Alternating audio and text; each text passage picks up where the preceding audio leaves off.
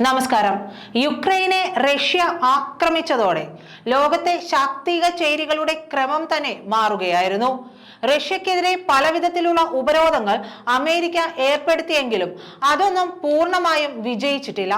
ഇതിനിടെയാണ് ഉത്തര Korean ഏകാധിപതി Kim ജോങ്ങിനെ കാണാൻ Putin എത്തുന്നത്. ഈ യാത്ര ലോക ശ്രദ്ധ പിടിച്ചുപറ്റുകയും ചെയ്തു. സന്ദർശനത്തിന്റെ ഭാഗമായി പുടിൻ ഉത്തര കൊറിയൻ ഏകാധിപതി കിം ജോങ് ഉന്നിന് നൽകിയ സമ്മാനങ്ങളെ കുറിച്ചുള്ള വിവരങ്ങളുമൊക്കെ പുറത്തു വന്നിരിക്കുകയാണ്, അല്ലെങ്കിൽ പുറത്തു വിട്ടിരിക്കുകയാണ് റഷ്യൻ വാർത്താ ഏജൻസിയായ ടാസ്. റഷ്യൻ നിർമ്മിത ഓറസ് ലിമോസിൻ കാർ, ടീ സെറ്റ, വാൾ എന്നിവയാണ് പുടിന്റെ സമ്മാനം. പ്യോങ്യാങ്ങിലുള്ള പുടിന് കൊറിയൻ സംസ്കാരത്തെ അടയാളപ്പെടുത്തുന്ന വിവിധ കലാസൃഷ്ടികളാണ് കിം ജോങ് ഉൻ സമ്മാനമായി നൽകിയത്. കാറുകളോ മറ്റ് ആഡംബര വസ്തുക്കളോ ഇറക്കുമതി ചെയ്യുന്നതിന് കർശന നിയന്ത്രണമുള്ള രാജ്യമാണ് ഉത്തര കൊറിയ. കഴിഞ്ഞ വർഷം പ്രസിഡന്റ് പുടിന്റെ ക്ഷണം സ്വീകരിച്ച കിം ജോങ് ഉൻ റഷ്യ സന്ദർശിക്കുകയും ചെയ്തിരുന്നു. അന്ന് ഓറസ് സെനറ്റ് ലിമോസിൻ കാറിലാണ് ഇരുവരും സഞ്ചരിച്ചിരുന്നത്. അന്ന് തന്നെ കിം ജോങ് ഉന്നിന് വാഹനം ഇഷ്ടപ്പെട്ടിരുന്നു. ഇതിന് പിന്നാലെ ഒരു limousine car Putin Kim Jong ഉന്നിന് സമ്മാനിക്കുകയും ചെയ്തിരുന്നു. തന്റെ ഉത്തര കൊറിയൻ സന്ദർശനത്തിൽ രണ്ടാമത്തെ ലിമോസിൻ കാർ സമ്മാനമായി നൽകാൻ പുടിൻ തീരുമാനിക്കുകയായിരുന്നു. കിമ്മിനൊപ്പം പുടിൻ കാറിൽ ടെസ്റ്റ് ഡ്രൈവ് നടത്തിയതിന്റെ ചിത്രങ്ങളുമൊക്കെ പുറത്തു വന്നിട്ടുണ്ട്.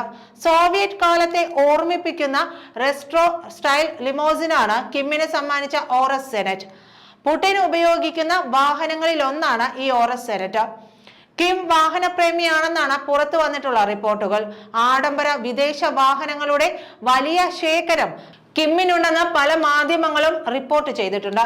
മെയ്ബാക്ക് ലിമോസിൻ, മെഴ്സിഡീസിന്റെ വിവിധ മോഡലുകൾ, Rolls Royce Phantom, Lexus sports utility vehicle എന്നിങ്ങനെ കിമ്മിന്റെ കയ്യിൽ നിരവധി വാഹനങ്ങൾ ഉണ്ട്.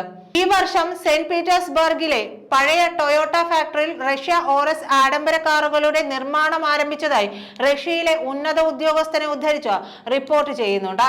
ഈ വർഷം 40 ഓറസ് ബ്രാൻഡ് കാറുകൾ റഷ്യയിൽ വിറ്റുപോയെന്നാണ് റഷ്യൻ അനലിറ്റിക്കൽ ഏജൻസി ഓട്ടോസ്റ്റാറ്റ് വ്യക്തമാക്കുന്നത്. പുറത്തുനിന്ന് ആക്രമണം ഉണ്ടായാൽ പരസ്പരം സഹായിക്കുന്നതിന് കരാറിലെത്താൻ സന്ദർശനത്തിനിടെ പുടിനും കിം ജോങ് ഉന്നും ധാരണയായിരുന്നു. റഷ്യയുടെ യുക്രൈൻ അധിനിവേശത്തെ പൂർണ്ണമായി പിന്തുണയ്ക്കുന്നുവെന്ന് ഉത്തര Korean president Kim Jong Un പറഞ്ഞു. 24 വർഷത്തിനിടെ ആദ്യമായി ഉത്തര കൊറിയ സന്ദർശിച്ച പുടിന് ഊഷ്മളമായ സ്വീകരണമാണ് ലഭിച്ചത്. ഇരു നേതാക്കളും തമ്മിലുള്ള കൂടിക്കാഴ്ചയുടെ അടുത്ത ഘട്ടം മോസ്കോയിൽ നടക്കുമെന്നും പുടിൻ പറയുന്നു. റഷ്യയുടെ യുക്രൈൻ അധിനിവേശത്തിൽ ഉത്തര കൊറിയ പിന്തുണ പ്രഖ്യാപിച്ചിരുന്നു.